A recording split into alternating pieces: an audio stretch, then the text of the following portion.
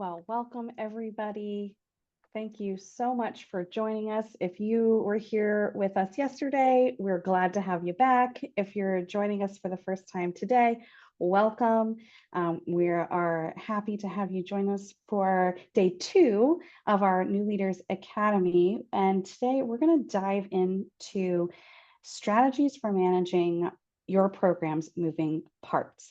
So there's lots of moving parts in 21st century. And we're going to try to dive into as much as possible today. It's going to be a lot of information, but we here at the 21st CCLC NTAC are here to help you. So although this will be a wealth of information, if you have questions, please ask, please chime in, share what you're thinking, and we will do our best to support you and answer those questions. My name is Brittany Stanton, and I am a TA liaison with the NTAC team. My background is in education. I started out as a classroom teacher before moving into an OST program about 5 years ago. I was a new program leader. I had, done some after-school clubs as a teacher, but running an OST program was a totally new ballgame. So for those of you who are in that kind of same position in this moment, I feel you. And hopefully what we'll do today is provide you with some things to kind of help get you on the ground floor running with your project. And today I am joined by my colleague, Hillary. Hillary, introduce yourself. Yeah, thank you, Brittany.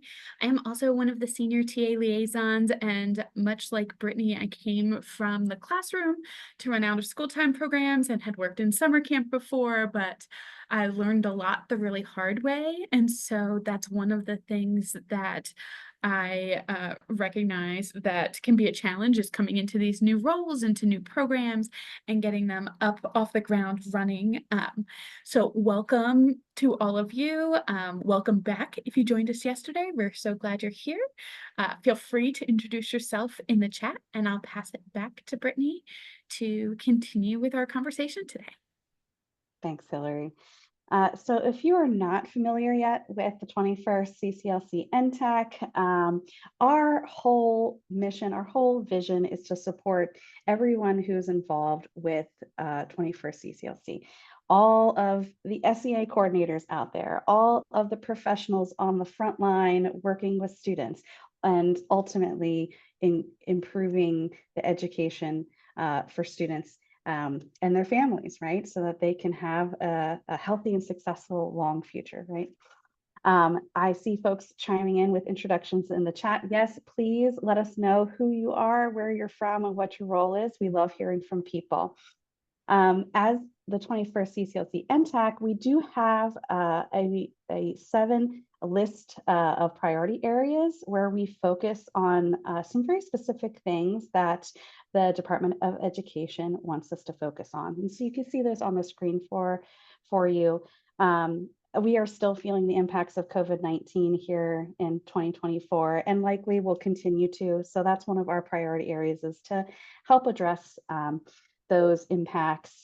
We also focus on a variety of other things, including academic focuses for students, such as STEM activities, career pathways, and so much more. And as well, thinking about those programmatic requirements, right? There's a lot of things that we are responsible for as 21st century leaders. And so we seek to provide programming support for you in implementation and other things attached to your programs that you need help with, right? So yesterday, we talked everything about 21st CCLC. We talked about it all, but we really spent a lot of time trying to understand the important things around legislation, regulations, all of that good stuff. And so if you weren't with us yesterday, that's okay. That recording will be available on our website in a little bit under our archives. And then today, like I said, we're diving into strategies for managing your program's moving parts. You might be brand new to 21st CCLC and really are looking for that, what do I do first? You might be coming back after a break and need a refresher course, or maybe you are a seasoned 21st century provider, and it just is one of those good things that we do at the beginning of a school year to take out our checklist and make sure that we are planning all the things we need to plan. So we're going to dive in and take a look at things that are really important for us to be doing as far as the planning process goes and the challenges that we might encounter along the way. We'll talk about identifying different aspects of the plan, right? And how we're going to implement those elements. And then we'll talk about some things that you can utilize to build your program management knowledge and skills. So, what is project management? What are the benefits? Why is this important? Well, the best program leaders continue to learn and grow. They learn lessons along the way regarding the need to develop and adhere to your plan, your project management plan. And to have a successful 21st CCLC program, you're going to need to understand the process, the groups of processes, the knowledge areas that go into the work of managing this big project. Applying all of this will help you organize, define, manage, and report on your work, as well as demonstrate those positive outcomes. And so we think about management, there's these different components. We need to be organized. We want to understand and apply the things that we've learned. We have so much reporting that we're responsible for as 21st century leaders. And having a plan for that process is going to help us stay on track, right? All of these things we are responsible for, and we have to hold ourselves accountable to them so that we can have effective programs for our students. Now, what is a project? We might hear project, we might hear program. As a new program director or manager or coordinator or whoever you are, you might be thinking about, where do I start? What do I need to do to ensure that my program is going to be successful? So project management, as we chatted about a little bit already, consists of a formal set of practices that can help you approach your work in a very organized way. So first, what is the project? So keep in mind that it might be called 21st CCLC project or 21st CCLC program. And they really are the same thing in this discussion, right? Whether you call it a program or project, they are going to be the same for today's topics.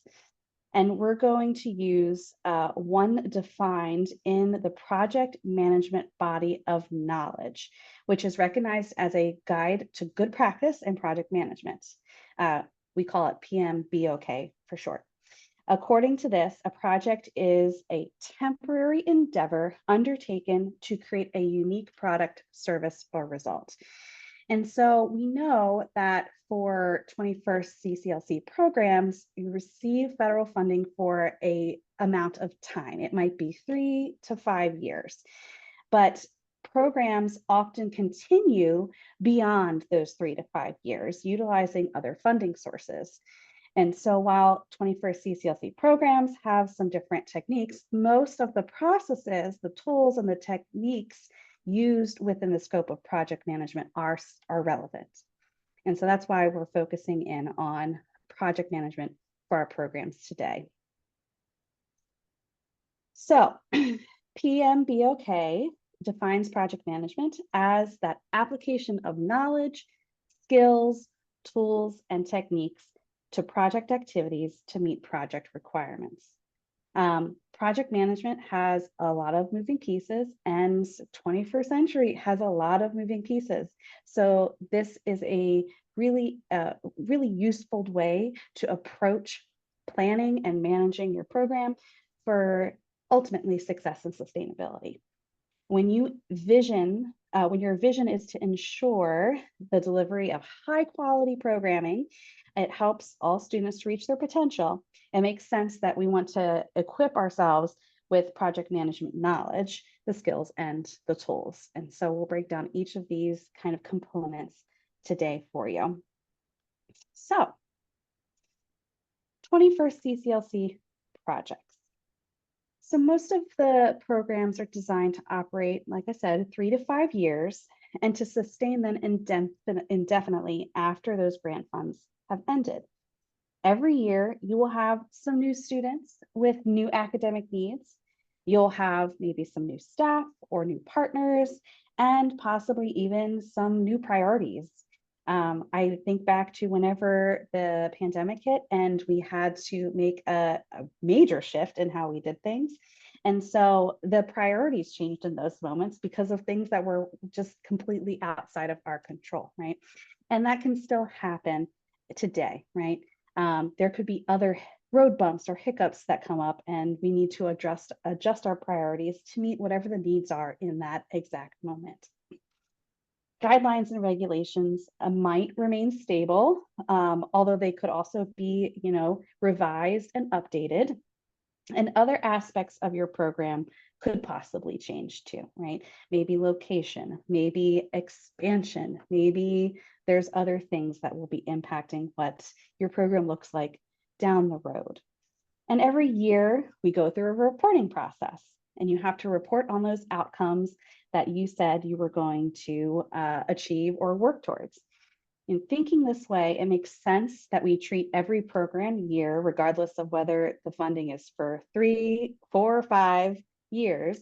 We treat every single new program year as a new project that flows from beginning to end. And we kind of feel that with the school year, right? We're about to start a new school year if you haven't started already.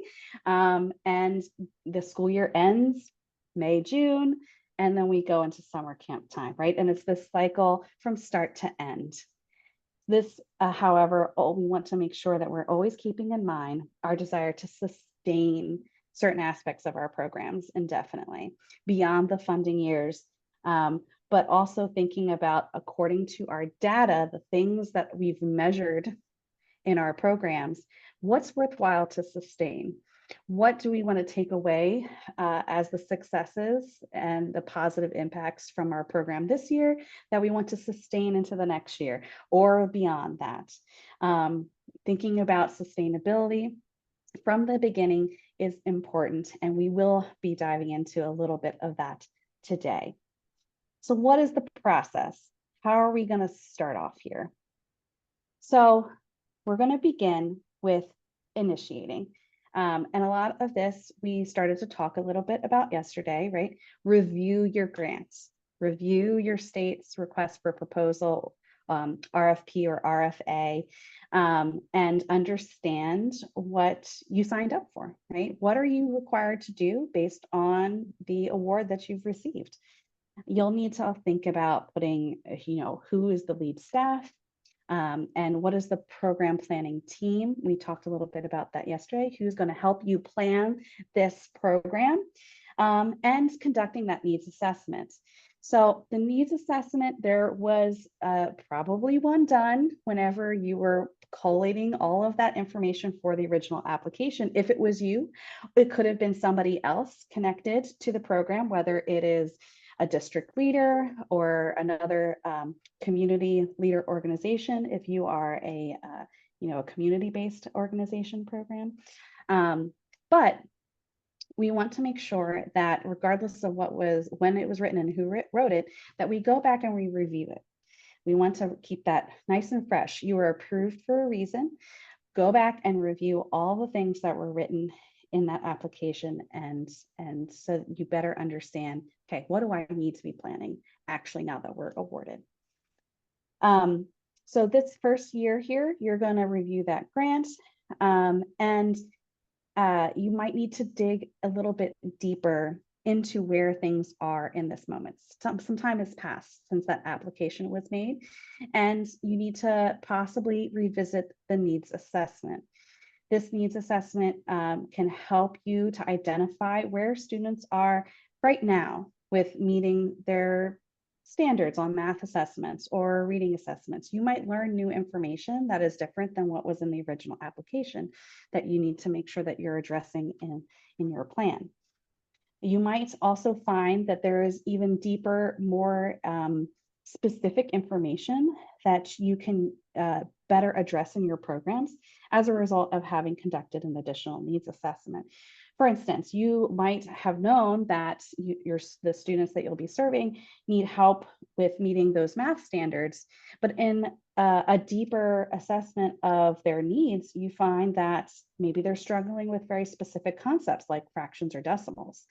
And so we dig deeper to find that there's new information that can impact how we are planning our programming and better meeting the needs of our students. We dig into the knowledge that perhaps 58% of students aren't reading on grade level, and that it's decoding and reading fluency that are the areas that we need to focus on as a result. If you are in perhaps year 2 or beyond, it's that time of year whenever you can update your needs assessment. You really want to be this part of the annual process so that you can get that more specific information about what it is that students specifically need and how you can start to plan to support them. This is all part of the initiating process, right? Then we're going to move on to the more kind of meat and potatoes, right? Planning. You're going to need to develop that operations plan and other policies and procedures for the program. You're not alone in this. There are other people that are connected to the team that you might have to help plan all of these pieces. Maybe you are a program within a school that has many of these things already, but how are those going to apply uniquely to your out of school time program? After we've planned, we work on actually executing the plan. So implementing the things that we have mapped out and doing the actual work of the program. Throughout that whole process, we need to be monitoring and controlling how program is going, the data that we're collecting, the plans being implemented. You want to make sure that plans are being implemented with fidelity and in compliance with your grant requirements. Excuse me. So then we move on to closing, and this is thinking probably closer to the end of the school year or after your summer camp, where you're going to be reviewing, reflecting for continuous improvement, evaluating your program, and continue to utilize those grant funds or sustain through a sustainability plan. These are all important parts of the entire project. So as you might imagine, these process groups are not always linear. You may go through them several times over the course of a single project year, or sometimes plans don't go as expected and a new plan must be executed. When we are on that journey for continuous improvement for our programs, this is how we do it. We look at the outcomes, we look at the data, and use that to adjust our plans. With this in mind, we'll be discussing all these parts: planning, executing, and monitoring and controlling as overlapping process groups as we move forward. So yesterday, we spent a lot of time talking about knowing your grants. So become familiar with all of the things that you have that you said you will do, right? What is the proposed scope of the program? What are the proposed goals? What needs were identified within the application, that original needs assessment, and also familiarizing yourself with that proposed budget. As you review your entire grant proposal, look for things that are required by the law or the guidance and that you assured you would do. These things are your program constraints, and they generally fall into, like I said, scope, cost, time, and quality. Make sure that you take note of any language in your proposal that sets specific criteria around what you said you would do, all of the goals that were set and that you need to reach, and what those identified needs were, right? Understand that what was proposed in the budget so that you know how you need to be spending your funds, and review all the way that you want to be able to expend those funds, right? You also might have questions about that budget if you are a person who was not part of writing that application. Look to the people who wrote that application, or to the financial folks in the SEA office. Ask questions about what that budget means and better understand how it will be used. We'll dive more into budgeting later today. So we need to identify stakeholders. We touched on this at the end of our session yesterday, just a little bit. I want to take some time to dive a little bit deeper. We have two parts to what we need to do here, right? First, we need to develop a plan and identify and recruit our staff. Hopefully, you've already done that and hired your frontline staff. So we won't spend a whole lot of time talking about that. If you haven't, that's okay. Ask the questions, and if we can help, we will. But we also need to think about that planning team. And this is where we referenced some things yesterday. Who's going to help you plan the program? The team that you put together will help you ensure that your program is well planned, well designed, implemented, and assessed with your students' needs as a guide for what you're going to be doing. This team, which you'll want to make sure that you include some of your lead staff, if not all of them, depending on the size of your team, will help you write your vision and your mission statements if those were not in your application, or assess if those are still where you are today. Help you gather data, excuse me, gather data and complete that comprehensive needs assessment. And to help the program meet logistical needs, sharing responsibility for your staff's professional development, guiding intentional activity design, and going through that continuous improvement process, which will include that sustainability plan. You might already have a task force or an advisory group in place. That's great. There's no need to create a new team.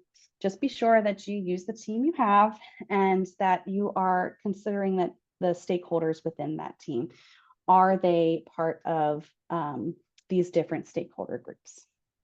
So I'd like to do a quick little activity. This is an annotation. So if you go to the top of your screen where it says that Brittany Stanton is sharing her screen, you can use the annotation tool to chime in here.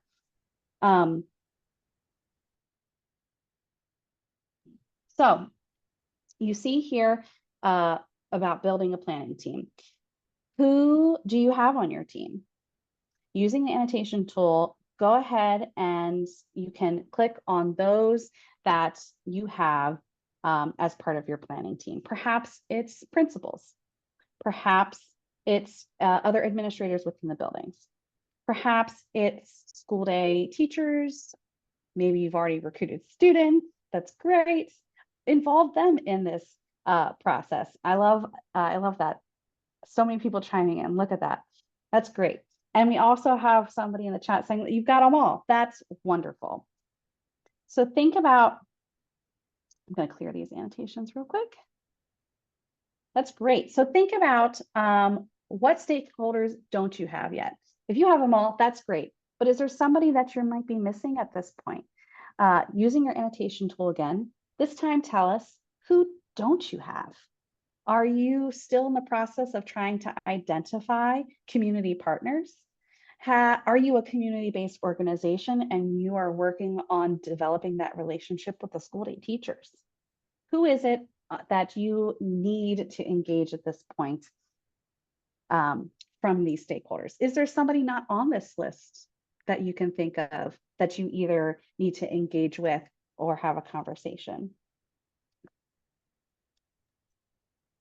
Brittany, this list is a lot shorter, and that's a good place for us to be, right? I'd encourage you, though, to be thinking about who is missing, like Brittany said, and really dive into finding that person, or people, could be multiple people who can represent that group so that you have a well-rounded planning team. Absolutely. And if you are still thinking about some of these areas, that's okay. That's what this planning phase is for. Um, and you might be interested in hearing from other people like yourself.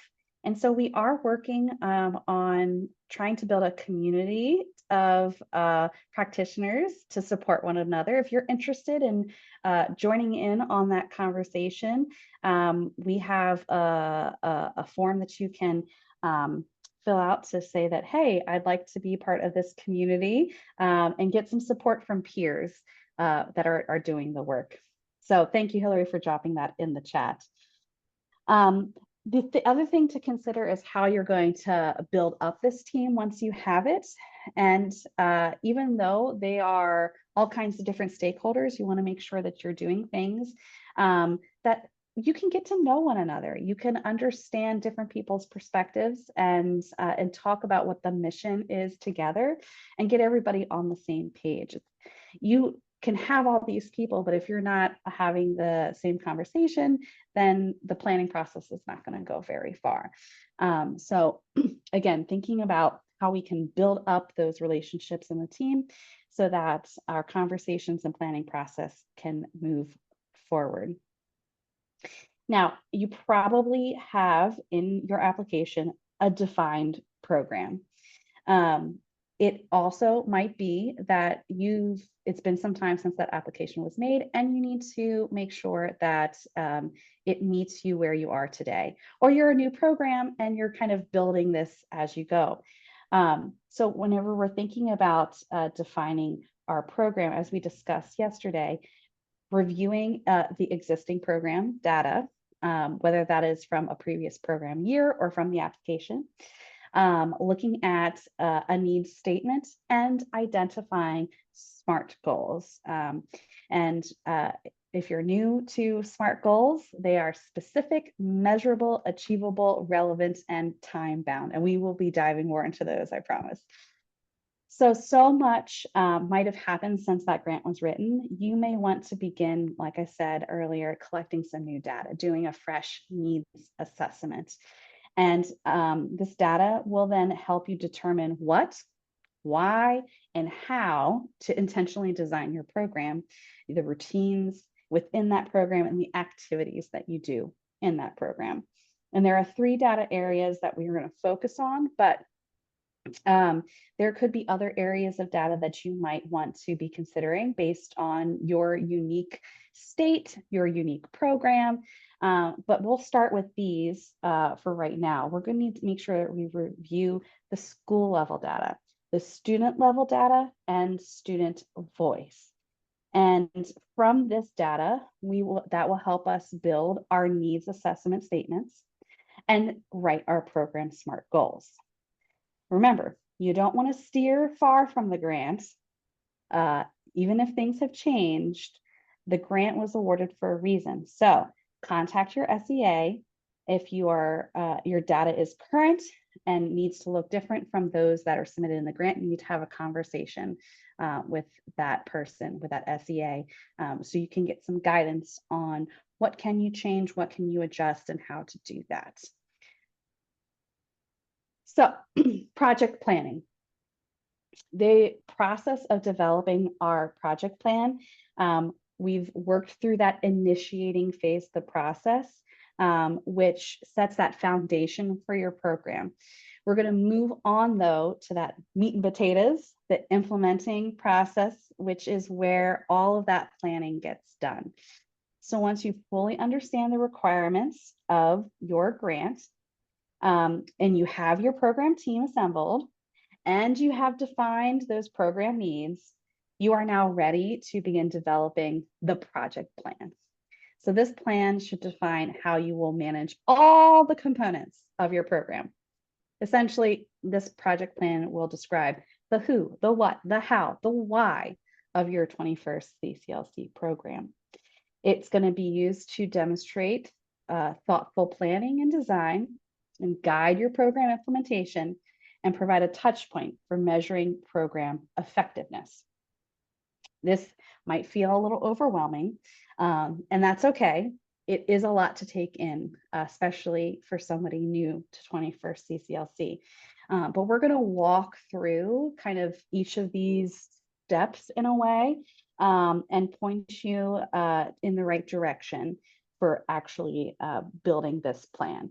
So when we are thinking about this, we want to make sure that we're thinking, like I said, of the who, the what, the how, and the why.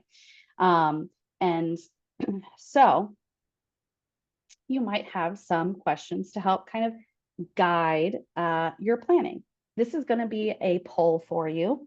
And so on your screen, you will have a poll pop up, and we'd love to hear from you from these assortments of questions. What questions would you want to see answered in your plan? Some of the questions that we're thinking about are, what sites are included in my program? This might be something that you need to figure out based on being a school district program. You might have programming at multiple sites. When is that program open? Are you running, 4 days a week, 5 days a week? What is the program offering time-wise to students and families? Is it a 3-hour program? Is it a 5-hour program? What Hillary? happens when my school's let out at different times? And then how does that impact their end time based on the number of hours I need to offer of programming? Or maybe you're a community-based organization, and what are you going to do whenever school's out on break? Are you going to serve students during that time or not? Thinking about the grade levels that you serve, which could be really simple if it is a school-based program. You're going to serve are you going to serve all the grades in that school? Or maybe you're elementary and you only want to do grade 2 through 5. Thinking about the budgetary piece. How much money am I spending on programming? Is it on staff, supplies? What are those different aspects? How is your program going to meet the needs of students, but not just the students, also their families? How is your program going to demonstrate performance? Is that through, measurable outcomes that you've set in your grant? Is there something else that you're thinking about to demonstrate the value of your program and the impact of your program? Who is eligible for this program? Are we thinking about, those families that qualified for free and reduced lunch? Are we thinking about the access to our program as it relates to eligibility for the program, right? Is it related to who's struggling the most? Who needs it the most? Thinking about all those things. Also, how will my program staff manage stakeholder satisfaction? So how are we going to ensure that our students, our families, our community partners, our school day partners, how are we going to make sure that everybody's happy? You can't make everybody happy, but what are we going to do to work towards that, right? How can I illustrate the big picture of the program to stakeholders? You're trying to bring in community partners.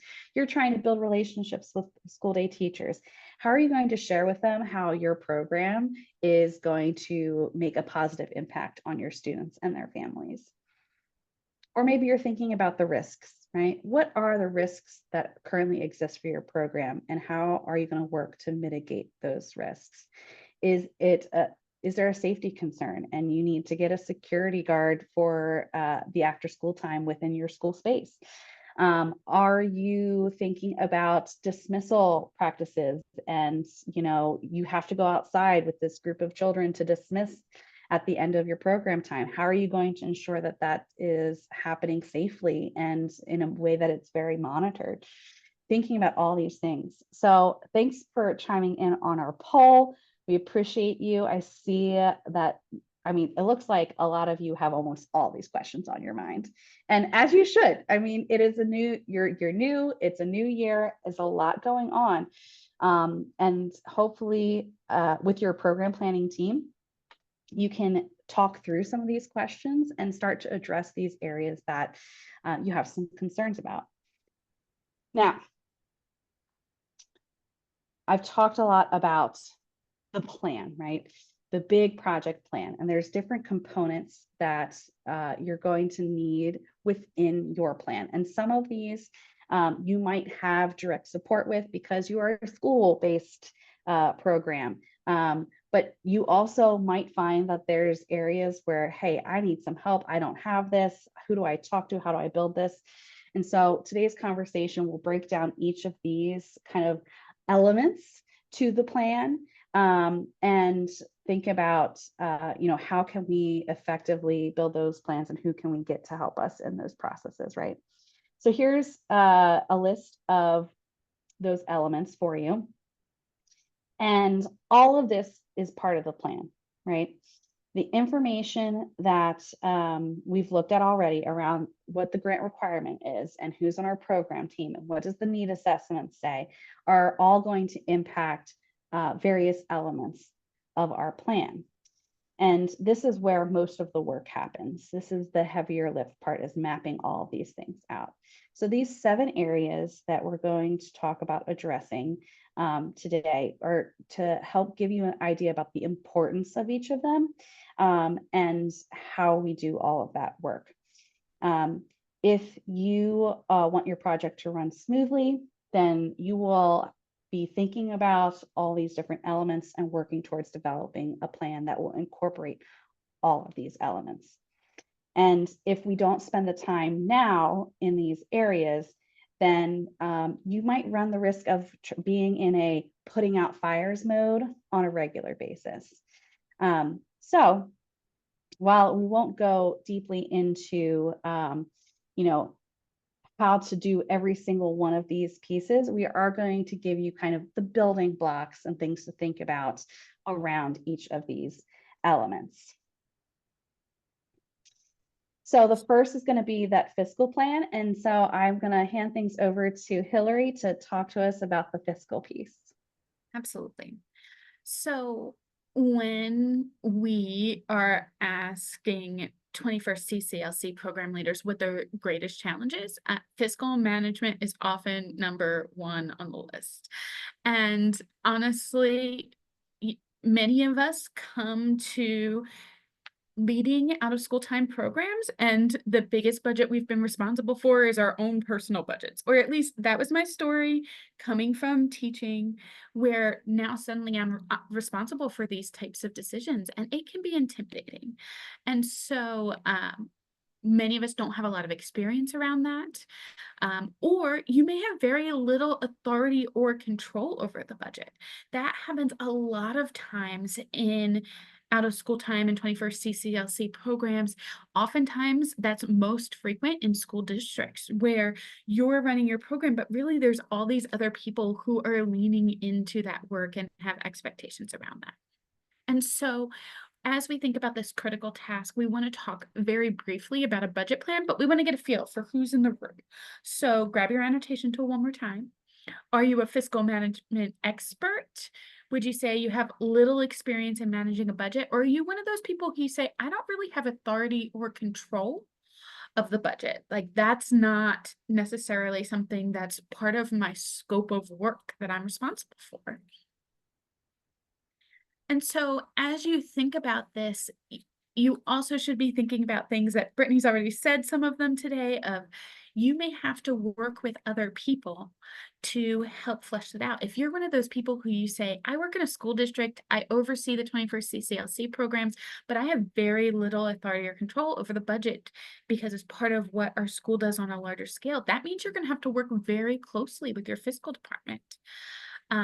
If you're somebody who you say, I, much like Brittany and I, came out of education and now I'm running programs, and that's not really within my wheelhouse, then those are places to jump in. We've even got somebody who says, I'm not an expert, but I'm great with allowable and not allowable. We love to hear that. We hope you share your expertise with others around you. But we would encourage you to lean into your resources around those pieces. And so when you put together that fiscal plan, one of the things that we want you to be thinking about is really this place of size, how many students, how many sites You need to have a plan around duration, how many hours, how many days, how many weeks, because all of that information that Brittany just talked about you gathering and collecting informs your budget design. So as you launch your budget, you're going to think about it in kind of 6 distinct categories, depending on the needs of your program. And you may find that these align exactly with what you talk about when you work with the fiscal team. They may not align exactly, but generally you can think about these 6 areas. So number 1 is personnel. This is going to make up the bulk of your operating costs, and it includes pay for staff, but it also includes things like fringe benefits. If you're offering benefits for full-time staff, it may include things like your taxes, right? All of those are included in those types of costs. The second is contractual. This is going to include any funds that are going to be used to pay outside vendors. So this could be activity providers. This could be your independent evaluator, right? Additional vendors could be data tracking software, or if you're responsible for paying for utilities, you could have a vendor who does your background checks. These really can cover a wide variety of things where you have some kind of contract and outside vendor that you're using for that. Number 3 is supplies. This includes programmatic and administrative supplies. So that's your copy paper, that's your stickers, that includes scissors and glue and markers, right? All of the activity materials that you need. As a rule of thumb, we would encourage you to think about setting aside about 7 to 10% of your budget each year for supply costs. This can be a category that's very difficult to project, and it's why staying on top of your budget and staying engaged with your budget throughout the year is an important part of this process, because you'll have opportunities to do budget adjustments and to engage in that.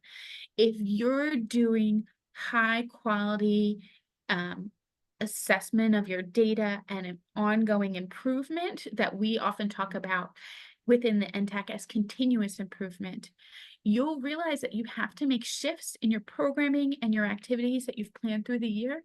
And to be able to do that, your staff are going to have to be able to buy and purchase different supplies through the year to be able to do those activities. And so you are not going to be able to put in your order in August and have everything that your staff need for the entire year. And so you're going to have to think and plan for that and making those adjustments and changes as you go along. Next is transportation. This includes things like travel to conferences or trainings that you're required to attend, as well as certain activities such as site visits. So if you're a program director, thinking about what kind of costs will go into you traveling to all of your sites. Maybe you're somewhere super rural where those costs are going to be very high because you'll have to travel long distances between sites. If your organization owns any buses or you're paying for busing costs, so the related cost to that will fall under this category if it's not contractual, right? At times you'll have that contractual category that would be separate from transportation costs for your own vehicles. Next is capital outlay, right? This is expenditure for items like computers or smart boards, other expensive equipment for your program. These are costs that you're going to need to make sure that are appropriate and within the context of what has been budgeted for. You won't necessarily be able to run out and get everybody a new computer, right? Because you have this grant. And so you need to be intentional around what's appropriate spending for that. And then indirect costs. These are going to include organizational expenses that may be incurred while administering the grant. So, for example, you may have accounting expenses or expenses for staff who don't work directly within the 21st CCLC program. And so there may be some other indirect costs that you need to consider within this category. So, let's see, you told me how much you think you know about 21st CCLC and funding. We're going to do a little bit of trivia. So I am going to give an example, and you can either drop in the chat or use your annotation tool to tell us what category you think this falls into. So ready, here comes the first one.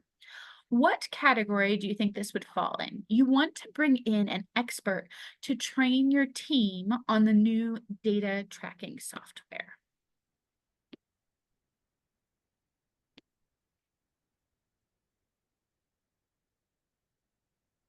Yep. So they're on it, Brittany. Contractual is exactly it. So we're going to clear your answers, and here comes another one for you. You need to purchase a new copy machine to be used to produce activity materials, etc. Yep, that's going to fall in that capital outlay category because it's something that's going to be long-term. You're going to use it for the length of your program, right? Versus supplies that are going to be short-term, they're consumable kinds of things. How about this one? 21st CCLC staff members are sent to a national out-of-school time conference like the summer symposium. Transportation. Okay. And what about if you need to purchase more art supplies? You've run out, there's no more paint anywhere because some of our little ones, they really like to paint. Great, supplies. How about if you hire new employees for your program and you need to pay background check fees?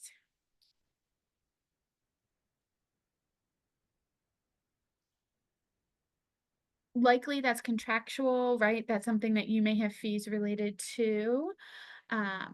What about your health benefits for your 21st CCLC staff? You've got some full-time staff that you've got to pay for.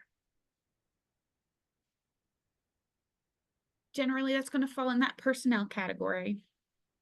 Absolutely. How about your independent local evaluator who comes and looks at your student data and gives you feedback on your program? Absolutely, you're going to have a contract with them. How about if your gym needs more basketballs and baseball bats?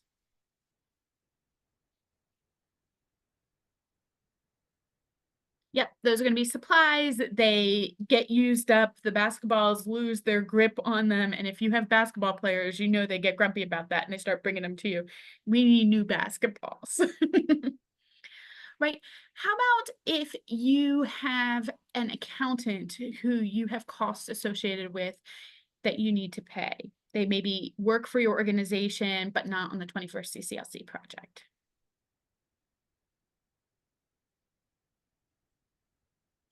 Yeah, if they work for your organization, they definitely fall in that indirect cost. I see some of you changing your answers because you were thinking contractual. If you're paying them outside, like someone else outside of your organization, I understand why you might be thinking that kind of way.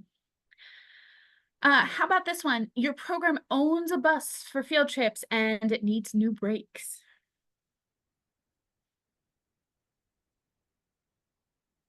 Right, that transportation cost. It's your bus. You know that it needs that to have time spent on it and money spent on it. So one of the things that I would encourage you to think about is those of you who said, okay, but I don't have say in the budget. I would encourage you to be thinking about things like, do you have ideas around what you can afford around supplies? Because you may not have say in the budget, but in your leadership role, you know what supplies are needed or should have an idea around what supplies are needed, right? You know how many staff you have or are going to have. And so you may not need to know, it may not be within your scope, say, if you're a site coordinator, for example, to know how much every person gets paid and what those costs look like overall. But there's pieces of this information that each of you need to have because you're a part of this project and team. And so it's important to work with those who are leading that work and who have an understanding of it to understand the fiscal parts of your program. So some ways to make sure that you're doing that well are to really have strong fiscal policies and procedures, right? When practitioners are asked about their greatest challenges, fiscal management is often at the top. I already said that today. And managing a budget can be challenging, particularly when you have limited control or you weren't involved in its development. And now that you get into it, you're like, this doesn't make any sense. Why did we say we were going to spend this much money on supplies, but only this much money on transportation? You don't know how expensive buses are, right? Those kinds of things. And so, as a part of being sure that you have a strong fiscal management plan, you need to make sure that you have an annual budget, that it's put into your accounting system so that expenses can be tracked as you encumber them. And you should monitor this often and balance your budget each month. So we would encourage you to make sure that you're looking at it monthly or more frequently. The second thing is thinking about procurement. You're going to need to procure some vendors or contractors. This often includes getting bids and writing contracts. And so some organizations have specific contracts with suppliers for things like paper, pencils, staples, etc. You need to make sure that you know how to get that. Do you know how to order more paper when you've run out? Or is that something that is still unknown to you? Number three is record keeping. Whether you control your budget or not, you should be keeping track of your budget, right? Keeping a running account of your budget by code number, if that's how you're tracking that, and making sure that it matches with what the accounting office reports each month. Sometimes they make mistakes. Sometimes they get this receipt from somewhere, very general, and they assume it's yours, right? The receipt from Amazon and they say, oh, this must belong to the 21st century program. And then you look at it and you're like, actually, that wasn't us. You might need to check with someone else to see who that belongs to, right? That kind of record keeping can be key to make sure that the supplies and materials and things that are purchased really apply to your program. And then expenses and reporting. The goal is not to return the money you receive, right? The state offices don't want you to return the money. They want you to use it to make the biggest difference possible for the students in your program. I hope that if there's state office representatives sitting in this room, and I know that there are some, that they're nodding their heads, right? And your parent organizations at the same time don't want you to go over budget. They need you to stay within the funds that you've received for your 21st CCLC program. And so it is important to report regularly, to project your expenses as accurately as possible, and keep everyone on the same page. Because when you do that continuously, you're not getting to May and realizing, I have all this money I'm supposed to spend on my program, and I'm not. You could have been spending more money over more time to increase the quality of your program. Or the reverse, hey, I got to January and there's a spending freeze and I can't spend any more money for the rest of the school year. Those are real things that happen. And if you're paying attention to them regularly, you can help prevent them. And that's really what we want to be doing. Next is sustainability, right? Sustainability planning is a required component of your 21st CCLC proposal, and it describes your strategy for continuing your program after your 21st CCLC funding ends. Sustainability should not be a discussion item. It needs to be an action item. It's going to require more than just saying, like, we want to work towards sustainability, right? You can't count on the next grant. And so 21st CCLC programs should continue to operate beyond their original grant period by looking at the data that they have around what's working most effectively within their program and saying, this is what we're going to continue to do, right? There's many avenues to do this. We'd encourage you to look for upcoming training on sustainability for programs like all of yours.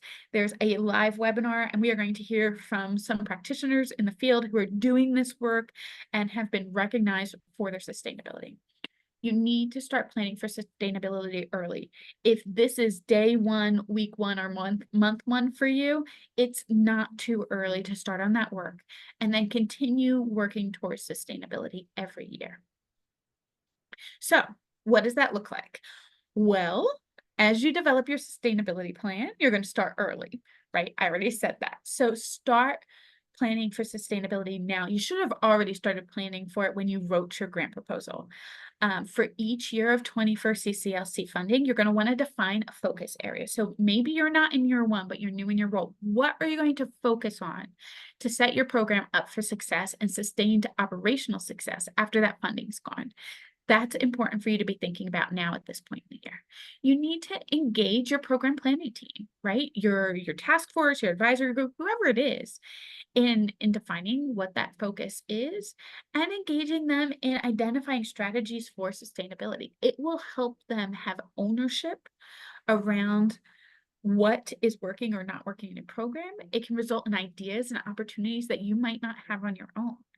And so when you engage your stakeholders around those conversations of sustainability, you will see things like, oh, well, I'm cousins with the owner of the pharmacy around the corner, and they might be willing to donate, offer, supply, provide to our program, right?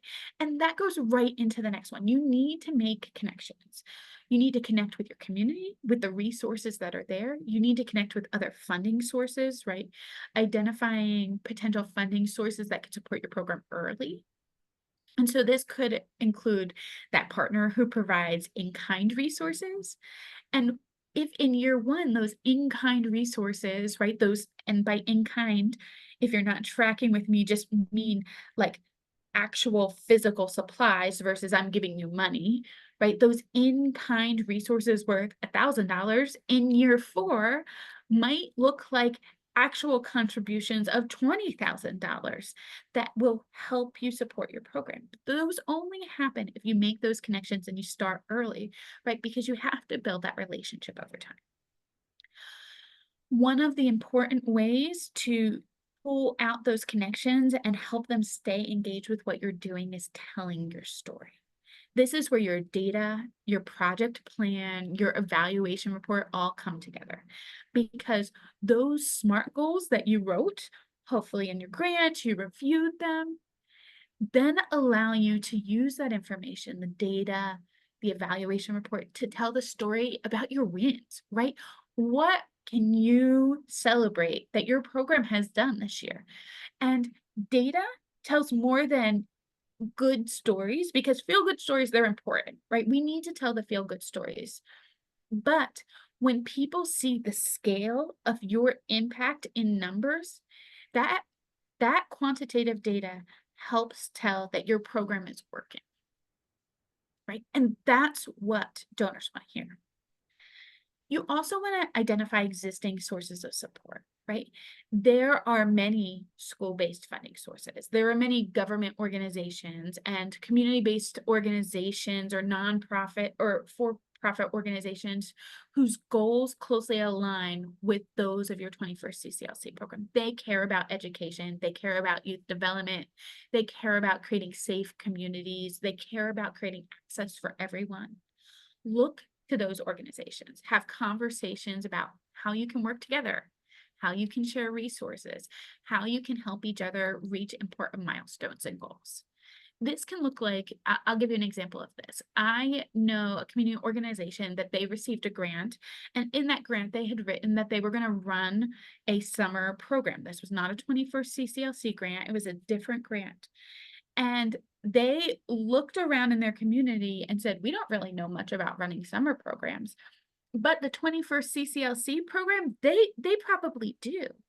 And so they were able to give that grant funding to the 21st CCLC program so they could extend the length of their summer program a few additional weeks because of those conversations about who's doing what in their community.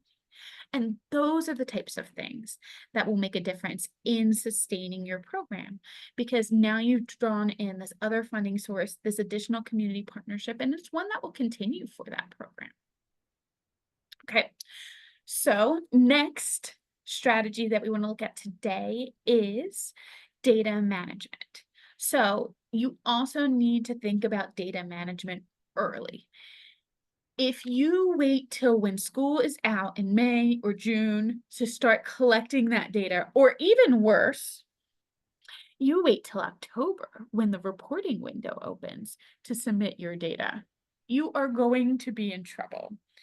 And if you think that that doesn't happen, it does. So when you develop a data management plan, it's important to ensure that you're clear upfront, that you intentionally design your methods and mechanisms to collect the data around your data points, right? You need to say, this is the data that we're collecting. And we talked about GEPRA yesterday, right? There's some of the data points that you're collecting, but you also have these SMART goals, and those define more specifically that data you're collecting. You need to know what that all is, and you need to know how you're going to collect it. So you may need some tools to be part of that collection process. You may need to decide how you're going to, who's going to be responsible for that, right? Those site coordinators are going to play a key role in that. You're going to need those school day partners to engage in giving that data, especially if you're functioning outside of the school day system, or the LEA system, the local education agency system. And you need to develop policies and procedures for your data to make sure that it's kept safe, right? Because we also talked yesterday about regulations around student record keeping and its safety in FERPA, but we need to make sure that there's policies so that we have the data we need, so that we have collected all the data, that it is accurate, that it is kept safe, and that we're able to use that data effectively. So as you think about developing some policies and procedures around data collection, some things that you want to make sure that are included are that you describe the data that needs to be collected, right? That you're very specific. If you dig into the GEPRA, you'll start to see, oh, well, in this grade and this grade, we're going to collect different things than we collect in that grade or that grade. And so you're going to have to make sure that you are very specific about all of those things. That you provide dates for collecting that data, right? We know that your state leaders have decided on what date you owe that data. And I would encourage you to make sure that you give yourself plenty of time. So collect it even earlier. And then the how, right? How it's supposed to be collected. Where is that information going? Do you have a platform? Are you using a spreadsheet? And are you making sure that it complies with FERPA, which is the Family Educational Rights and Privacy Act, right? That we make sure that student data is stored and used and shared appropriately. And so when you're thinking about your data, those are important frameworks to be considering all of that. Next critical task for us as human resources, right? Developing a human resource plan is probably one of the most difficult parts of managing your program, right? As we think about human resources, we need to recognize that there's a lot of pieces that go into anything that has to do with humans, right? Humans aren't spreadsheets and they're not our data, right? They're real people. And if you don't have experience around hiring staff, if you don't have experience around some of these pieces, then it's important to think about this process a little bit. So we've broken this down into a few steps, into 3 steps to think about. Number 1 is making sure you identify your staff roles. Some of those may be in your grant. You may be required by your state to have a data manager or a project director or site coordinator at each site. And so some of those may be pre-identified. They may be identified in the budget that you submitted, but figuring out what those roles are is a key component of what you're doing. Next is create job descriptions. What are those people actually going to do? And then third is thinking about recruiting those lead staff. You really want to start with them. Have you started with those program directors, which many of you are, so you've been recruited, right? Those site coordinators and all the different roles they may have. So Hopefully you already have an idea what those positions are that you need to create, you need to have job descriptions around. But I want to put a few of them on the screen for you. These are just some possible roles, and they're possible titles, right? So as you think about who's going to lead your project, especially in this initiating stage that we've kind of been talking about, what it looks like to get it off the ground, it's important to have the right people on your team. Right. It's one of the most important things. And so there's a variety of different job roles that you might have, and you may consider some of them. So many of the people on this conversation are program directors. Many of you will also have site coordinators. Those are the people who are leading the work on site every day. Some programs is have family engagement specialists, right? Where their whole job is to engage with the families. You likely need some certified teachers, right? You need some people who are going to make sure that the educational components of our program are really, really happening.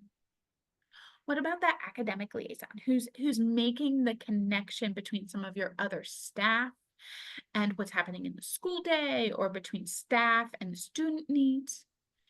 How about data entry? Who's doing the data entry? Who's making sure it's accurate? Who's checking it? Do you need a data entry clerk? Do you need an admin assistant? Right? If you're a program director or project director, right, and we kind of use those titles interchangeably, who's helping you with things like scheduling, things like making sure reports are done on time, right? Think about all of those pieces. And then what about those youth development workers, those who are working directly with your young people? They're part of those activities, the enrichment, making sure that everything happens. And then we've already talked a little bit in the fiscal section about vendors, but you may need to bring in those vendors to have them think a little bit, have them come in and think about what kind of programming they can offer. Volunteers, they're staff. They may not be paid staff, but volunteers can be huge components of your program. They can also be great for sustainability, right? They can help make sure that you're maintaining the most important areas of your program, the most important aspects of your program at low cost. And then think about paraprofessionals, right? You may be able to bring in staff from the school day who are in those paraprofessional roles to support all kinds of aspects of your program, or you may need paraprofessionals to support the other things that are happening in the classroom in that program. So as you think about those job descriptions for these different potential staff roles, there's a few things that I want you to consider. Whether your program's large or small, you should have job descriptions that outline the responsibilities for each job member. Okay. And as you think about this, I want you to remember that even if you are a school day program and you have staff who are working during your out of school time program, you may need some form of a job description, right? Something that says, this is what you're going to do. A more complete job description should include things like the job title, right? What is their role? Second, the wage. How much are you paying them? And that may seem obvious, but you would be shocked at the number of job postings that don't say what you're paying, right? Who they report to, right? That doesn't necessarily have to be the name of someone that they report to, right? It doesn't have to be like, oh, I report to Hillary, but it needs to be the position that they're going to report to, especially in larger organizations where there's more moving pieces, right? If your site coordinators report to the data and operations manager, for an example, because I know a program that does that, that may not be an obvious connect for everybody that that's who the data and operations manager is reporting to. You're going to want to think about what department they work in, right? Especially in a larger organization or in a space where there are multiple departments and how that's connected. Include on your job descriptions the date that they're created or revised. Sometimes we forget to do this, and then it could be 5 years since you created that job description, and people are like, "Yeah, well, this is my job," and the job has shifted, and that gives you an idea of what that would look like. Be clear about the primary purpose. Be clear about, what are the main things that this person's going to be overseeing or responsible for, and then be specific about duties as much as possible. We all know that there's job descriptions that say other duties as assigned, but give the person who might be applying for a job a general idea of what the work could look like. And then it's time to recruit staff. So, Brittany, I'm going to pass it over to you to talk about staff recruitment. Thanks, Hillary. And I'm just reflecting on that last slide. And there's HR can be so hard. But again, look to your organizations, look to your schools. Where are the HR professionals that can help you with some of this? Because there's also some laws around, like, you have to let folks know what the wage is going to be, things like that, that you want to make sure that you're being that you're following best practices for HR. And with that said, does anybody have any tips out there? Have you gone through this process? Have you started it now, or have you done it before? Maybe perhaps in a different role, in a different capacity, in a different place? What are some of the things that you have either experienced or seen along the way that are best practices for recruiting staff? This is one of the things we hear so frequently as kind of a pain point in OST programs, so it can be hard to find qualified staff to work in that space. And so you might consider things like retired teachers. Are there retired teachers that you can pull into your program planning team? Or even to have them work part-time, or if they're retired, maybe they're interested in volunteerism, which would be a win-win, right? Think about who else is within your reach. Like maybe there's a local college or university, thinking about their education programs and students, collegiate students who are on that education path and perhaps want to be teachers. Here's a great way for them to make some money and practice some of the skills they're working on to become future educators. Think about first and second year students because they can be really effective, especially if they stick around from year to year and they continue to grow, right? And, if you are somebody kind of like me, where I started out down the education path in college, what was really formative was getting into those spaces early, because the sooner you know whether it's for you or not, the better, right? So those early years can be really, really good. Reach out to all your community partners. So perhaps there's local organizations, like maybe like the YMCA, that you can partner with to help support staffing in your program. I mentioned the YMCA, but it could be, it could be anything. I'm sure there's probably people on this call that are from Boys and Girls Club. There's other ways that you can tap into partnerships with your local community to be able to help staff up your program. 4-H, yes, absolutely. And how great is that whenever you're in an area where there's a strong 4-H program? There's so many wonderful clubs and organizations like that that you can probably be connecting with to help you staff up your program, or even volunteerism, because we don't want to discount that at all. So there's lots of things that you can be thinking about whenever it comes to staff. All these are just, a few ideas to start to get the brain working around who you're going to talk to. And of course, don't discount your school day partners. There might be some teachers out there who would be willing to work a few days after school. Here we have a comment that they partner with a local university and use the education major students in the program. That's great. It is a win-win for everybody. They get to tutor, but it also allows them to get what they're calling clinical hours. That's great. I'm also thinking about like sororities and fraternities who need service hours. What a great way to pull them in. What do you think, Hillary?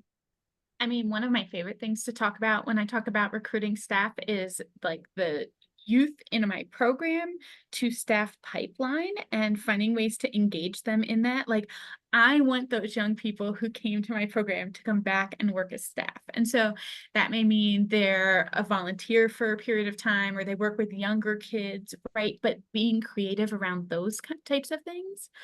I also know a program in New York that at the end of their 21st CCLC grant, so this is thinking sustainability again, they began to use um, an AmeriCorps program to staff their entire program, and that was part of their sustainability plan. And so many creative ways to go about it, but be thinking about a wide variety of ways to staff your programs. Absolutely. So, speaking of recruitment, we don't have to just think about our staff, and it might seem obvious, but we really need to have a plan for student recruitment. And just because you build it doesn't mean they're going to come. And just because it's happening in a easy access location, like within the school they already attend, doesn't necessarily mean that they're going to automatically just attend. So this is something that you can be planning now, of course, for our fall, but even thinking about beyond that, into the summer, or maybe your summer program that's kicking off a fall program, thinking about recruitment way before you actually need to do the recruitment is whenever you need to spend your time thinking about these different areas of how are you going to piece it all together? How are you going to get students into your program? Think about if you are, if you are a program that has existed before, how you can tap into returning students and ensure that they're going to come back, right? Programs need to identify targeted students, and thinking about those data points that we need to be considering about what you said in your grant about who you're going to serve. Thinking about that operations within the project plan to be more specific about what is the number of enrollment that of students that you're trying to reach. What is that for each site if you have multiple sites? Is that a specific number at each specific grade level? What did you say in that grant as your goals for enrollment? And then outline what are those requirements for student recruitment? What is the requirement for enrollment? What is their attendance requirement? What are you asking them to do? For example, you might have said, I'm going to serve 100 students at this site.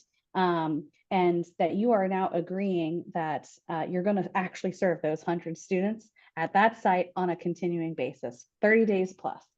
Once a student has attended at least 30 days, he or she is considered a regular attending student, and that data can be then reported on. But if they're not regularly attending, are they really being served? Thinking about those things and if you're meeting those enrollment goals. And if you don't monitor and control student and family recruitment, you can find yourself in a little bit of a pickle, right? With missing important program information and requirements and not meeting those goals, which is directly tied to the funding. So keep those topics of conversation within your staff meetings and reporting processes as an ongoing regular basis talking point. This is important because you want to make sure that your program has students, that you're serving the students on a regular basis and you're meeting those numbers. We also need to be thinking about our communications. So communications might seem easy. You might be doing it every day, but you need to be considering how you're communicating about the program in kind of these like 3 buckets, if you will. So if you are busy and communication tasks fall to the wayside, what exactly will be put on hold? What messages are not going to be sent that are really need to be sent? Are you going to put off meetings or phone calls or sending short emails instead of having real conversations? Having policies around and procedures around how we're going to do our communications will help ensure that, number one, they happen. And number two, that we can stick to that plan of good communication and regular communication. So, quick chat box question for you. Please chime in if you can. Internal communication. Are you having weekly meetings? Have you planned to have weekly meetings with your staff? What are you doing around creating and making those assignments that need to happen? And what is your follow-up with that staff? Are you working on that internal piece? Yes or no? Thinking about external. This is right outside of our staff, outside of that kind of inside information, right? Are we reaching out to students and their families? How are you connecting with those teachers to get recommendations for individual student tutoring? How do you know that this one child really needs tutoring support around X, Y, or Z if you're not having those conversations? There are so many things that you can do with external communication. We also need to make sure that when we're considering external communications, that we're not having that good plan to avoid not like inundating people with excessive information, right? We want to be strategic in it. And then outreach, which is a little bit different because it's not just our families, our students, or the school day partners, right? This is the beyond. This is what is it to the public and the broader community? What are you doing as far as sharing out that program information to the world, right? So we have someone chiming in here that you've planned weekly staff meetings. Great. Monthly parent meetings and workshops. Perfect, because that also is probably something that's required in the grant that you wrote. And then quarterly outreach communications. That's perfect. We also have setting up meetings and come up with checklists and timelines. Yes, keep yourself accountable with those things. That's perfect. Weekly and bi-weekly meetings with the 21st century staff. Meeting with the school admin, yes, get those on the calendar. You don't want to wait till the last minute to schedule meetings with school administration. They're busy, you're busy. Get it on the calendar now, absolutely. Parent night plans. This is fantastic. You guys are already on the right track. My encouragement to you at this juncture is to write it down, put it in a plan, make it a plan so that you can go back to it and say, all right, did I do X, Y, and Z? And did we accomplish all these things? So we're getting close to the end here. You want to make sure that you also have an idea around how you're going to ensure quality assurance. So thinking about that project plan, the timeline, policy and procedure guidebook, evaluation plan, all of these things are what go into your quality assurance. Creating timelines for program work is necessary, but can be, well, time consuming, but it will help keep you accountable. If you make that timeline and you're following it, then you will have an easier time of making sure that you're meeting those targets whenever you need to. Others use project management software to help do this. You know, you can write it down on a paper calendar, but think about using a software that might be able to support you in this and send you reminders. Excuse me. We haven't really talked about policies and procedures, but these are very important for your work as a leader. Thinking about your plans, you must develop those policies and procedures that are going to ultimately guide your staff and give you kind of that like handbook, if you will, that everybody can go to for answers. And then don't forget your evaluation plan. This is very important. Every state has different expectations around evaluation, and there's federal guidance around evaluation as well that's required. But thinking about outside of that independent evaluation that you probably have as a requirement to engage an external evaluator. Planning those things is very important from the get-go. Put it on the calendar, do it now. And then make sure all along the way that we are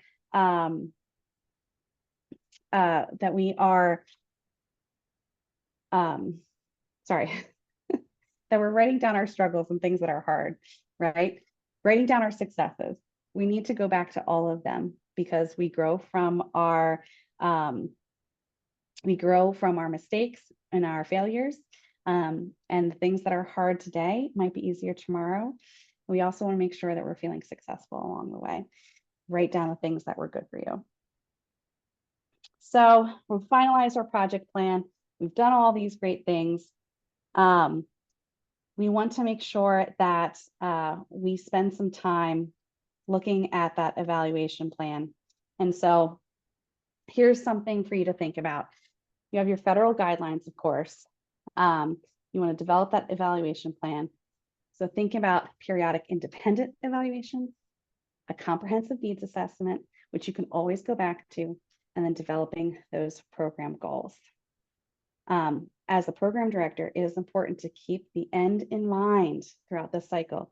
If you ever find yourself just going through the motions, it is time to reflect on your program goals and on the difference your program makes for students and their families.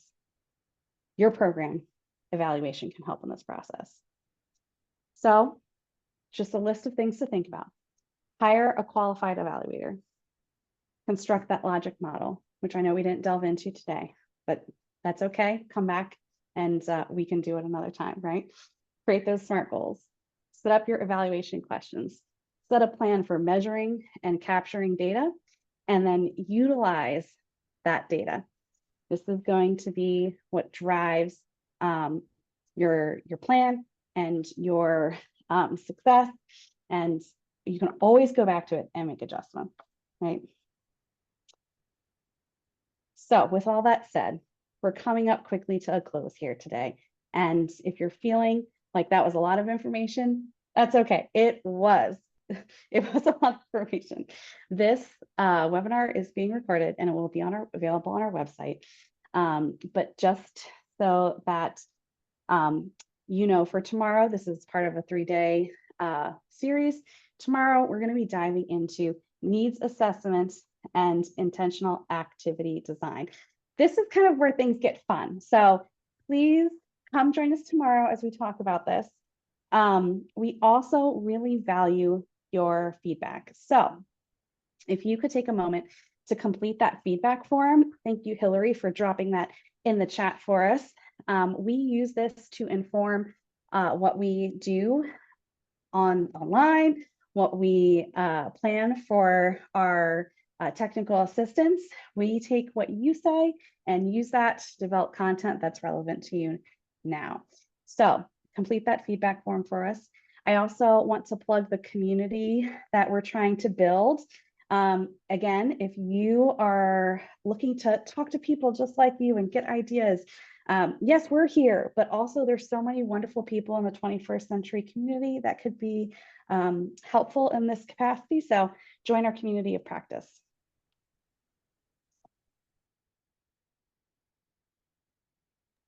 And then finally, we have for you how to reach us, how to get in contact with us.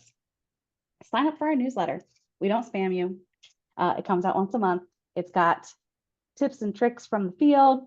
It's got new and relevant research and information.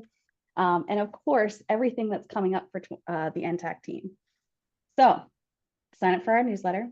Check us out on LinkedIn or on X.